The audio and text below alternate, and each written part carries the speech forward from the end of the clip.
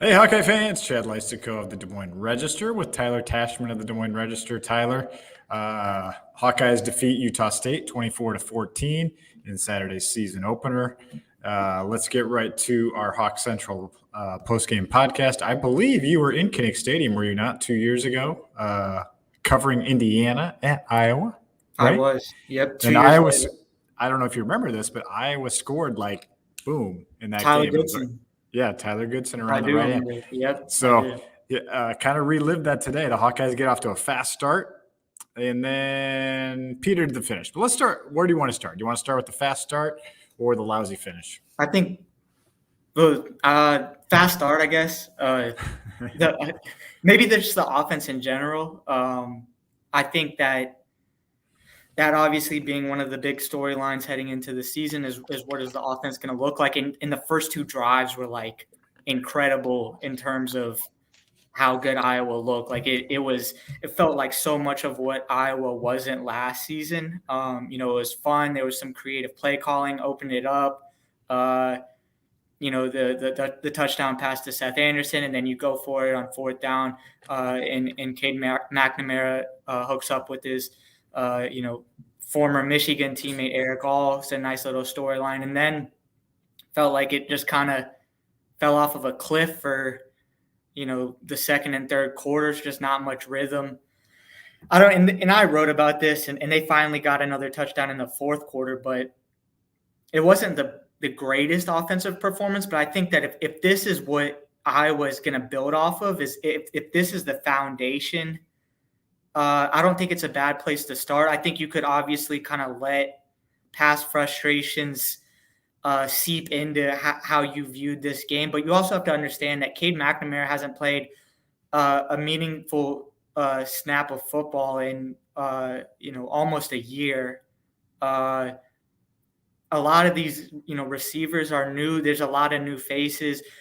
Cade McNamara missed time leading up to the season, so they're still trying to figure it out. I'm not trying to it wasn't perfect by any means, and I think there was definitely some reason for criticism, but I don't think, I think there were some things you can pull, some positives you can pull away from what the offense did. Well, let's just get right to that. I mean, I would say the post-game conversations with Iowa players and even with Kirk Ferentz were pretty positive. Logan Jones, for example, felt like the offensive line, was a lot better than last year. I know some people listening to this are not going to agree with that. I'm really interested to look into that. DVR Monday is definitely going to take a harder look at the O-line play. It's always hard from the press box, first blush, to do that. But I would say overall, the pass protection to me did look a lot better. Utah State was bringing a lot of pressure. They were loading the box. And that's why Iowa was throwing so much, and that's why they had so much trouble running. I mean, that's in part why I had so much trouble running the ball. But the run blocking did not seem to go well. I think it was just a numbers game, is my guess. But at the same time, I don't know if Iowa's scheme does them a lot of favors in the run game. I still feel like there's something missing there. But you said something, Tyler, that I do want to kind of pin down in and focus on, which is something to build off of. And I feel like the play of Cade McNamara, we'll get to his health. I felt like the play of Cade McNamara was refreshing. It was, I know you haven't sat through the last 3 years. Well, you kind of have actually on video, but Cade brought a different dynamic to the quarterback position. And, I thought it was notable. He completed 13 of his first 17 passes. He took what the defense gave him. And frankly, he got burned by a couple drops near the end of the second quarter that would have given Iowa a 21-3 halftime lead. I mean, Nico Ragaini or Leishon Williams should have had easy touchdown catches. I'm not saying it was super easy for Nico, but it was an unbelievable throw, perfectly thrown by Cade, dropped it. Iowa settles for 3. So to me, I felt like the Cade performance, again, injury aside, was the biggest reason for me to be optimistic. I'm less sold on the O-line. I didn't think the wide receivers did much, but at least there was something there from that position. Yeah, and I think with Cade, after watching him for the first half, the word that kind of came to mind to describe him was just poised. It didn't seem like he doesn't get rattled too easily. And remember, this is a guy that's played in the college football playoff semifinal. Like he's led Michigan to a Big Ten championship. He has played on the big stage. But yeah, I think that it just and there were sometimes you could almost just see him going through his progressions, just kind of his patience and I think especially those first two drives, and you can tell when they get in a rhythm. And I think part of it is being able to sustain that now, right? Like you kind of have these pieces of what the offense can do when it's hitting on all cylinders, and now it's about putting that together on a more consistent basis. And I will say too, Iowa had 6 guys catch passes, and that's without Deontay Vines and Caleb Brown making a catch. So I think when you talk about hoping that there could be more playmakers around Cade McNamara, I felt like even though I think Luke Lachey probably had the most impressive day from a pass catcher, but there were some sprinkled out of a guy having a catch here and there, and I feel like it was emblematic of the fact that you could have a lot of different guys contributing on any given day, and that there's the potential to be much better playmakers on the offensive side of the ball for Iowa than there was last season. That's if people stay healthy. But I thought the running game, and this might be kind of a product of the offensive line, I thought the running game was underwhelming. Caleb Johnson and LaShawn Williams, it didn't feel like they had a lot of favors done for them in terms of holes opening up. So I don't know how much to pin on the offensive line. I think a lot of the kind of how far this offense goes is going to be determined by the offensive line, because not being able to kind of push around a non-power 5 D line, and they were bringing some intricate schemes, but not being able to kind of have their way was a little bit concerning. I feel like this was a great opportunity for the offensive line to kind of really impose itself and gain some confidence. And I didn't feel like we had a resounding statement with that. So No, I put a line in my story, and no apology necessary if none of you made it to this point. But put a line into my thoughts column that Brian Ferentz always says, you need to be able to run the football when everybody in the stadium knows you're going to run the football. And Iowa absolutely could not do that. They had 13 carries for 11 yards in the fourth quarter. That's when you wanted to put the game away, run a 4-minute offense type thing. Even with Deacon Hill in the game, which he ran the final 3 series, and I don't think they got a first down with him in the game. Like, you need to be able to run the ball there, and they couldn't. And the final would have been like 24-6 almost for sure if Iowa could have done anything in the run game late. So definitely a concern there. Nico did make a big catch later in the game, so I know I mentioned the drop, but he and Lachey, had some big second half catches to kind of boost the offense on third down. So, there was. I thought if I was going to grade like who the most impressive players of the day were, I would say, Lachey, McNamara, probably 1, 2, at least on offense, and then McNamara finishes 17 of 30 for 191. And he was victimized by a couple drops, but he also kind of took what was there. He didn't try to overdo it. Iowa committed no turnovers. So that was good. But see, Caleb Johnson, 19 carries, 63 yards. And if you had Caden Weechin as Iowa's second leading rusher, you would be correct. 3 carries for 22 yards. And that included a -5 run in there. So Leishon Williams did not play in the second half. That was due to cramps, heat-related issues. Same with Xavier Wampa, did not play late. Those 2 guys will be okay.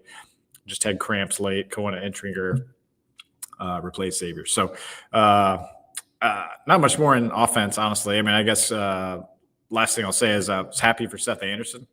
Pretty cool moment to transfer to Iowa and then get a touchdown catch on second play of your Hawkeye career. I thought the transfers really shined today, pretty much throughout. I mean, I would like to see Caleb get a target here or there, but just wasn't in the cards today. But maybe that's something they can keep in their hip pocket names next week. Yeah, and you mentioned Xavier, and that pick that he had was, it was impressive, and it felt like Iowa's defense, like there were a few missed chances where it felt like they were going to kind of finally break through. And I think Cooper DeJean had one that he, could have been a pick. Jay Higgins, but that was a really good play to, the break that he made on the ball to get Iowa the football back. But I'm curious just how concerned you are with Iowa's defense. I mean, they weren't, I think, as dominant as they were at this point last season. And one thing that because of how spread Utah State was playing was that it was either Nick Jackson or Jay Higgins, both linebackers, were basically having to cover wide receivers on the perimeter. So like that's a really tough ask because obviously the wide receivers are going to be much faster. So I think that kind of created some mismatches and some trouble. And but speaking of Jay Higgins, he played a really good game. I think he had the most tackles on Iowa's defense by a wide margin, and also Deshaun Lee. Look, Jamari Harris was out this week, and Kirk Ferentz said he'll also be out next week against Iowa State. But I thought Deshaun Lee did a good job of filling in.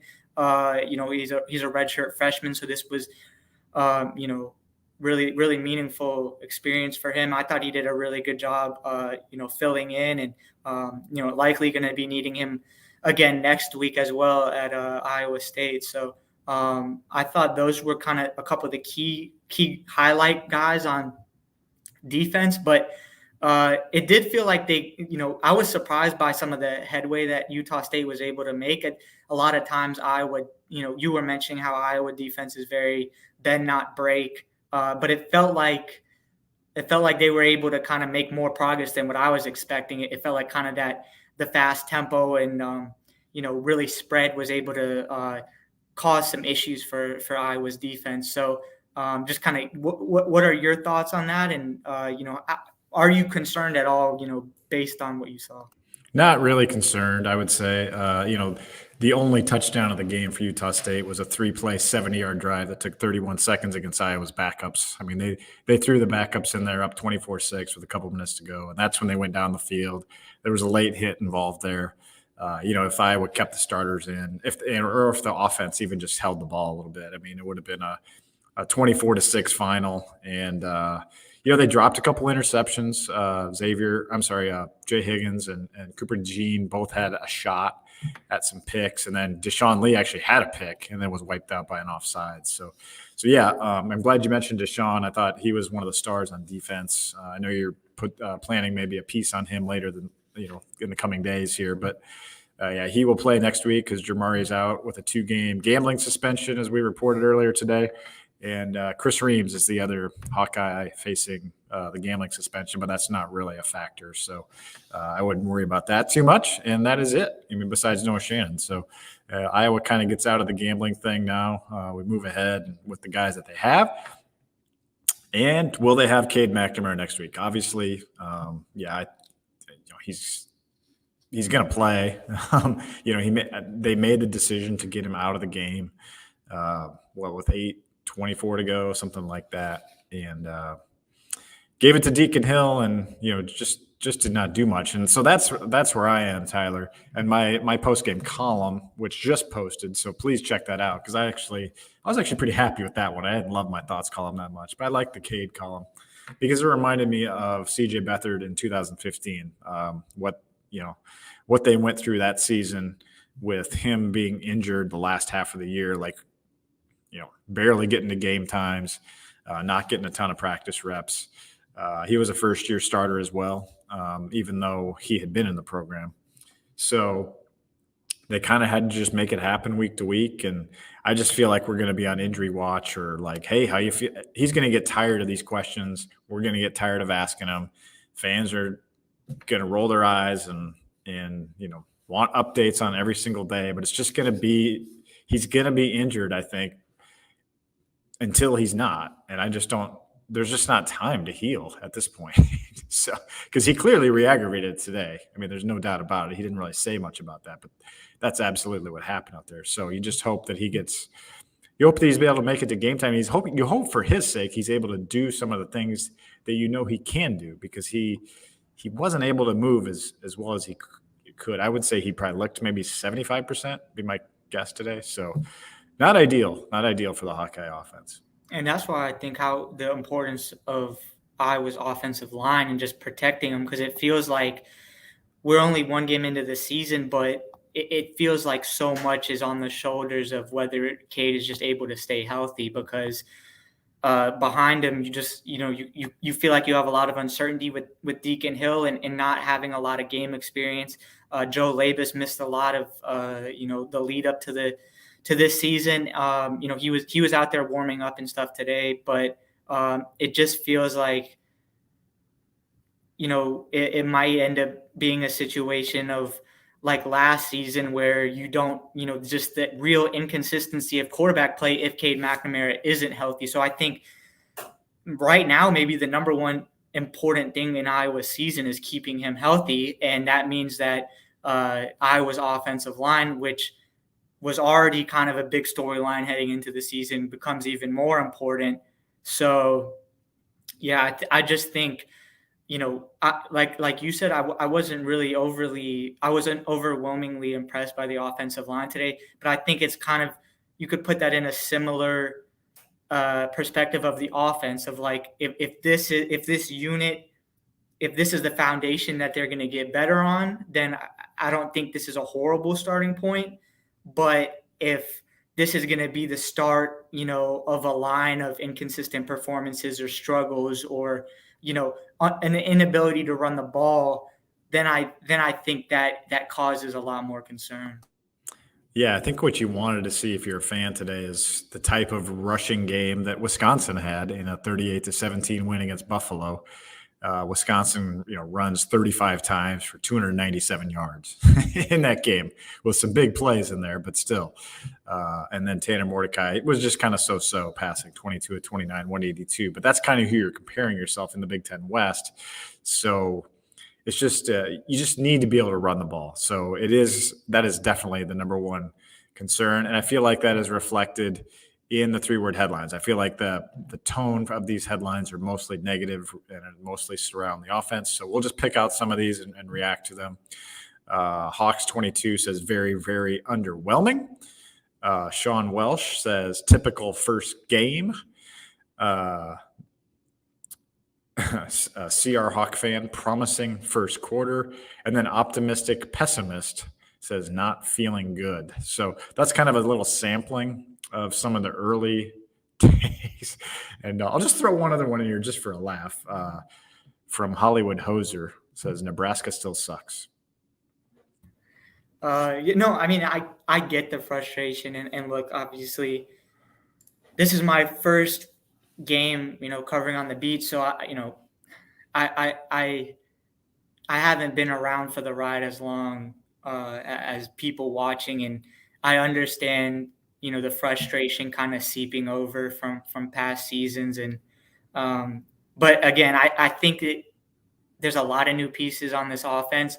If we're having this exact same conversation after the 6th game of the season, then I think that there's some major red flags, and it's a whole different kind of conversation. But a lot of new faces. Cade McNamara is still kind of, I think, getting himself acclimated back to playing.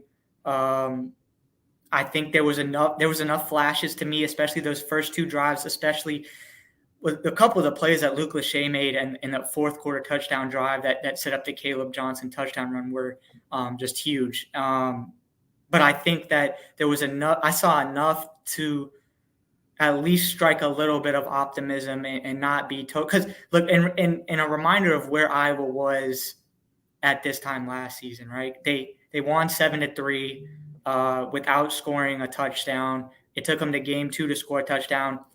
Today, it took them a total of 2 offensive plays. So I just think that, it's important to kind of put things into perspective. I don't think everything was great. I don't think everything was terrible. But I think it's something that they can kind of build off of moving forward. Yeah, a lot of questions or a lot of headlines of 3:01 to go. So the drive for 3:25, not on pace as of right now for Brian Ferentz to keep his job as OC. A lot of people feeling worried in the 3-word headlines. Really happy to hear from our friend Kennington Smith down, who was getting ready to cover Alabama. Chimed in with some 3-word headlines of his own, said, and I like all these, so I'm going to give Kennington all of these because he, spent 2 years on the beat. He said 24 is poetic, and it really is, isn't it? You just didn't even get to 25 in the opener, just 1 point short. Tight end university, very good. The Hawkeyes, 10 catches for 88 yards among the tight ends. Cade drops dimes, and then Cyhawk questions loom. So let's start there, Tyler, with the Cyhawk questions. Iowa State takes care of business against UNI. Got an early pick 6 to win that game, 30-9. So they, all the people putting money on UNI were incorrect. The Cyclones took care of business over there in Ames. So, that team looks to be, ready to go. And will Iowa be ready for that challenge next Saturday? I know that'll be your first experience there, but this is a really, really big game. And I'm really curious to see how Iowa handles this week. And it feels like really it's going to be the first major kind of adversity that Iowa will face playing on the road. I know it almost feels like, a little preview of what they'll have to face at Penn State. I've never been to Iowa State for a football game, so I'm guessing it's going to be a crazy atmosphere. But it feels like this is, and actually, Cade McNamara said after today that he thought it wasn't a bad thing that they struggled offensively a little bit today, because it was good for this being a new group to face some adversity, and it feels like as a team that playing on the road in what's going to be a tough environment against a rival and a team that they lost to at home last season, it feels like this is going to be a good kind of early litmus test of where this team is, how far they are away from reaching kind of, getting back to the Big Ten title. How much do they have to develop to get to that level? It feels like playing in a tough atmosphere. How is Cade McNamara going to respond? How is the offense going to respond? How is the defense going to play against better competition? It feels like, the Utah State game was a nice kind of preview into next week. And I think that we're going to find out, a lot about how Iowa handles adversity and how far along they are at this point in the season already. Yeah, it's going to be a busy week. It's a holiday week, I know, but our work moves forward, moves on. We don't need to talk too much more about this Utah State game. Iowa improves to 1-0. That's the important thing. And I think people would have much rather had a really good feeling about where this offense was headed. But right now, it's just you got to wait and see. But like you said, Tyler, a little bit better than last year. I think they've got the right quarterback in place, and excited to just see, just from a storytelling perspective, where this goes from here. Because if you can beat Iowa State, and it's Cade's right, like the adversity they faced is going to be good for them next week. Now you would have liked to seen dominance, right? But it will be good for them. They're definitely not going to go into this week feeling overconfident by any means, right? So I think that'll be good for them, and I think they're going to be ready to go into Ames and give it their best shot. Because if they can steal that one, then you get Western Michigan here.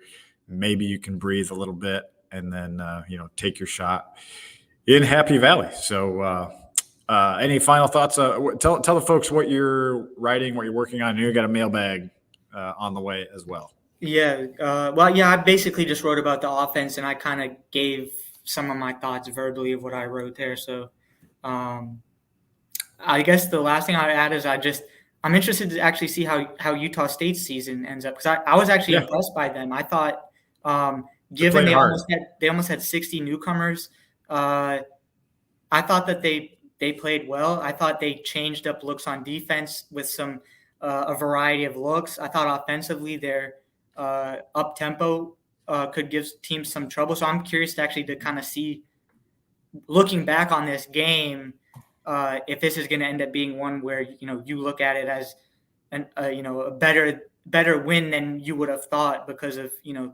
a season that Utah State might end up having. Yeah, and just let me leave everyone on one final decent stat, okay? This is from Pro Football Focus. On 3rd and 4th down today, Cade McNamara, 9 for 12, 118 yards, 1 touchdown, 133.3 passer rating, with 3 completions on deep throws, 20-plus yards downfield. So that is again, 3rd downs were such a problem last year. Red zone touchdown percentage, such a problem. Except for the drops, again, that counts, I know, but not the quarterback's fault. They would have been perfect in terms of converting touchdowns when they were down there. So I think there's a little bit to build off of, and that's what we'll go with. So anyway, for Tyler Tachman, this is Chad Leistikow. We're going to sign off, get out of Kinnick Stadium, let you guys enjoy the rest of your week, enjoy some college football tonight, and we will talk to you Tuesday. Thanks for tuning in.